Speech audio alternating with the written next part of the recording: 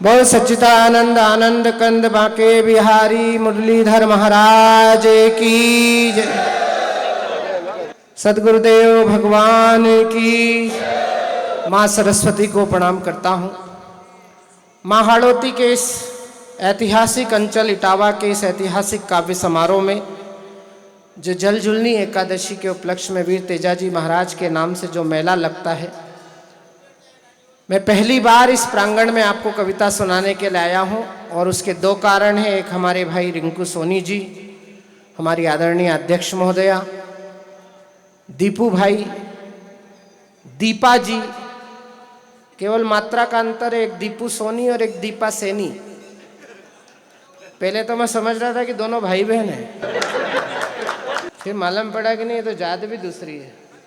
एक सुनार है, दूसरी माली है, एक फूल चुनती है, एक फूल बुनता है। इधर मेरे सारे गुरु भाई बैठे हैं, जितने व्यापारी यहाँ बैठे हैं। सामने हमारे आदरणीय खंडेलवाल जी, नरेश भाई। इटावा 3-4 वर्षों से आने का उपक्रम चल रहा था, लेकिन आज अवसर मिला है। फूल श्रद्धा के तेरे दर पे चढ़ाने आया, गीत गोविंद के कुछ छंद सुनाने आया। जहां दोनों जहां का सर परस्त बसता है, मैं उसी दर पे अपने सर को झुकाऊंगा। मुझे पता है आप बहुत कष्ट में खड़े हैं और मुझे ये भी पता है कि आप बहुत कष्ट में बैठे हैं। मैं आपके कष्ट को महसूस कर रहा हूं यहाँ पर मंच पर खड़े होकर भी, लेकिन फिर भी मैं कवि हूं। मेरा निवेदन स्वीकार करिएगा। आपके हृदय में हमारे रस देवता विराजमान है। आपकी प्रतिक्रिया मिलेगी तो मेरी हजारों किलोमीटर की यात्रा की थकान उठ जाएगी, क्योंकि मैं उसका घर, वो साजो सामान छोड़ाया। दीपा मुझसे बीच में नाराज हो गई, बोले भैया आप बात नहीं करते हो। मैंने कहा बेटा मैं अभी कथा में व्यस्त हूँ। हमारे गुरुदेव की कथा चल रही थी हरिद्वार में। मैं आज केवल रिंकू भाई के आदेश की पालना करने के लिए आया हूँ, इसलिए मुझे जरा आपका मन मिले कि मैं उसका घर, वो साजो सामान छोड़ाया, ठेकेदारों के वो ऊंचे मकान छोड़ाया।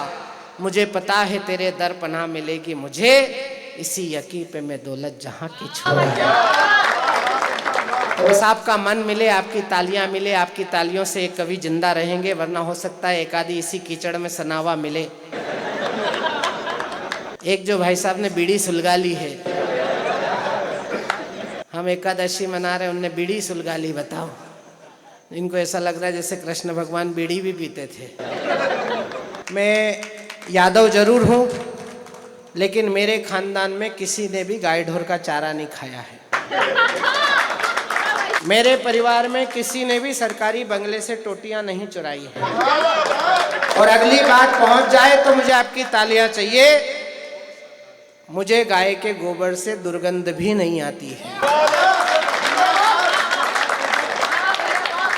माँ की वंदना से इस काव्य समारोह को शुरू करते हैं। माँ के बारे में ऐसा कहा गया है कि बहुत रोते हैं पर दामन हमारा नम नहीं होता, इन आंखों के बरसने का कोई मौसम नहीं होता, मैं अपने दुश्मनों के बीच भी महफूज रहता हूँ, मेरी माँ की दुआओं का खजाना कम नहीं होता।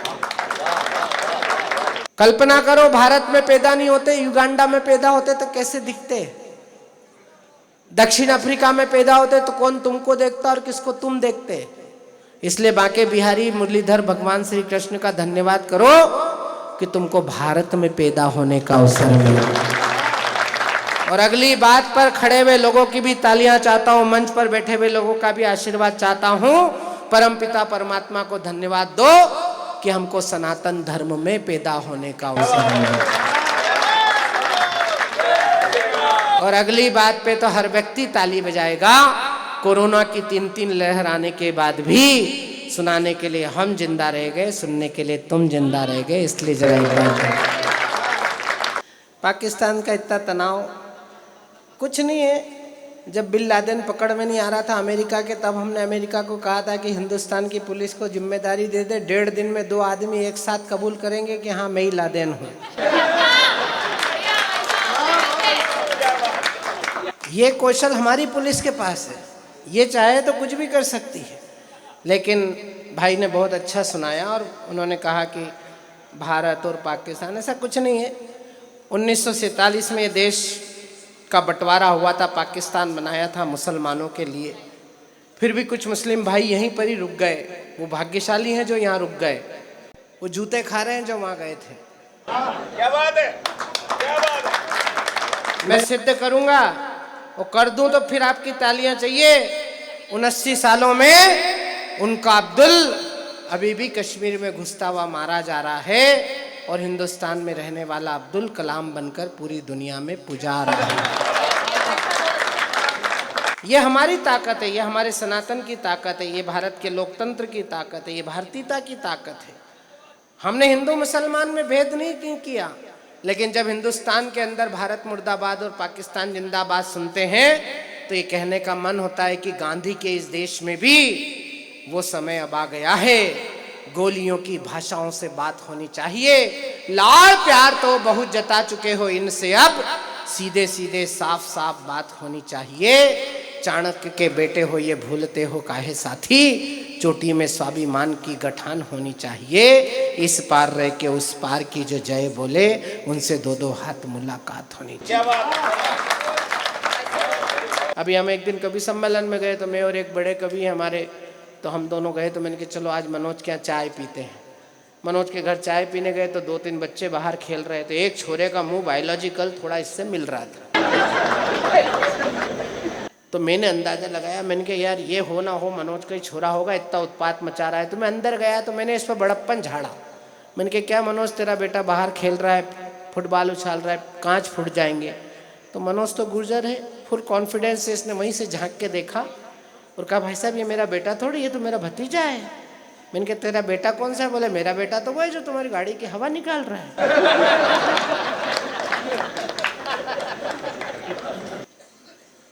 अच्छा ऐसा बुद्धू बन के बैठता है और है भी भोला।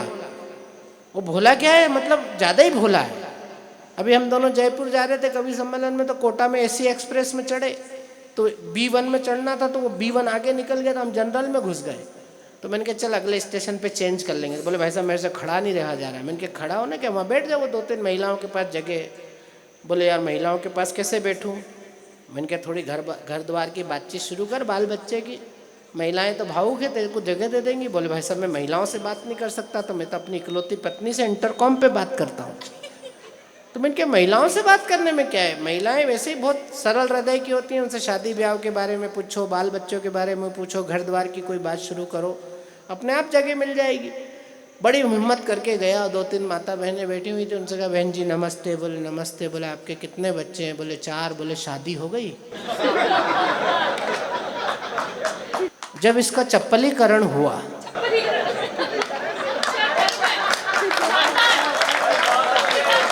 हाँ, तब ऐसा पूछेगा तो क्या इसको नारियल चढ़ाएगी क्या?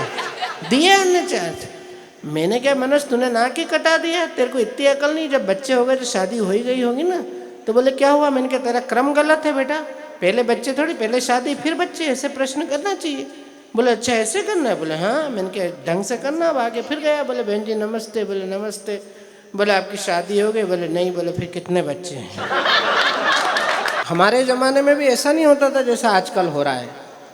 मोबाइल पे शुरू होता है, मोबाइल पे ख़त्म, और अगर फिर भी शादी हो जाए तो या तो हनीमून में निपटता है, और नहीं तो फिर ये पुलिस वाले ड्रम में से निकालते ही हैं काट के सीमेंट की बोरी के साथ।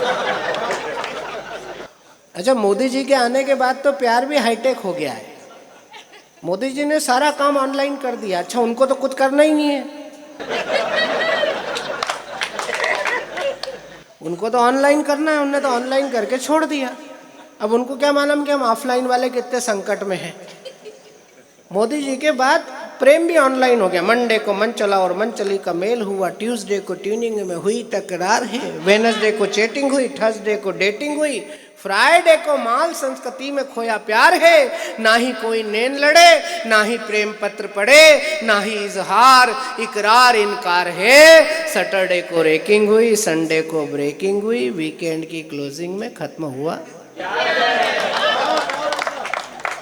कहाँ बचा है? आजकल तो सुबह निकलते हैं शाम तक सब, और ये बेचारे एक सांस फूल रही, बता। लेकिन इस नौजवान ने विषय सही उठाया। अगर सही विषय उठाया हो, और अगर मेरे नौजवान इस विषय तक पहुंच गए हैं, तो निश्चित रूप से ये समाज बचेगा। एक बार जोरदार तालियां बजाकर। जब ये इन दोनों कवित्रियों से इतनी दूर जाके बैठा है,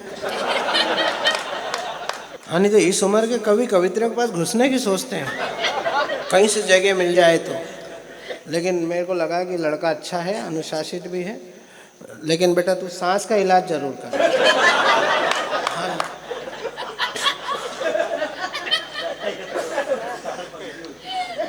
अब दो कवि बचे हैं, दो कवित्रियाँ बची हैं। ये दोनों श्रृंगार की हैं, मैं अंगार का हूँ, ये भंगार के हैं। लेकिन मैं चाह रहा हूँ कि आप इतनी देर से हम उबड़ खाबड़ लोगों को आप बर्दाश्त कर रहे हैं। ये जम्मू कश्मीर अपन ने धारा 370 हटने के बाद बुलाया है। इटावा नगर पालिका चाहती तो एक कवित्री से भी काम चल सकता था, खुद ही संयोजिका थी, वो दूसरी को क्यों बुलाती। लेकिन धारा 370 हटी तो जम्मू कश्मीर दोनों मुक्त हुए। जम्मू मेरे पास बैठा है, कश्मीर यहाँ फंसा हुआ है बीच में, और पवन आगरी उसके पास बैठा है। तो ऐसा लग रहा है जैसे झारखंड कश्मीर में घुसना चाह रहा हो।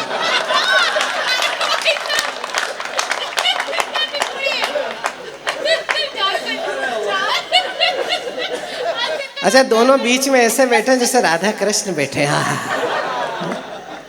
जैसे इनके बुढ़ापे में ब्याह हो रहा है दोनों का है, और ये छोरा साथ आया है मम्मी जी के, गेलड़।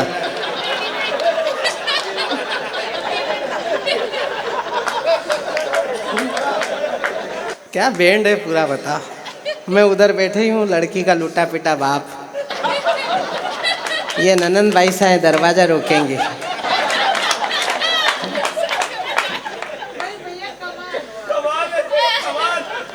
कितना मजा आ रहा है ना, कम पैसे में कितना अच्छा कार्यक्रम हो रहा है, बता।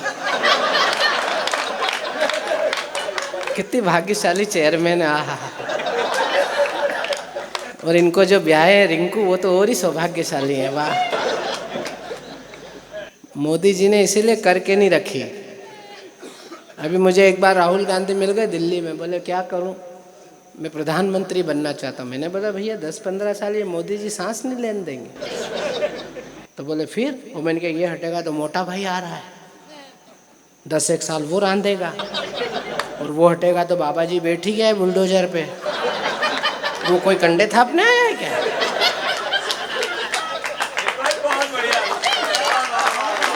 मैंने कहा तेरी जवानी भी खराब है, तेरा बुढ़ापा भी खराब है। तो बोले क्या करूं? मैंने कहा कुछ मत कर, शादी कर।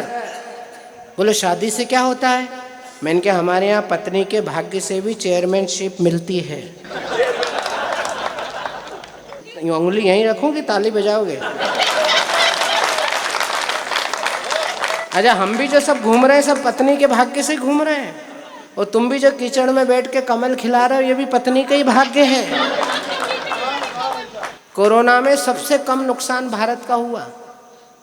मालूम है उसका क्या कारण है? उसके 2 कारण। एक हमारा सनातन धर्म जिसने हमें जीने की आस्था दी, और एक हमारे घर में रहने वाली ये नारी शक्ति जिसने हमें जीवन के प्रति विश्वास दिया।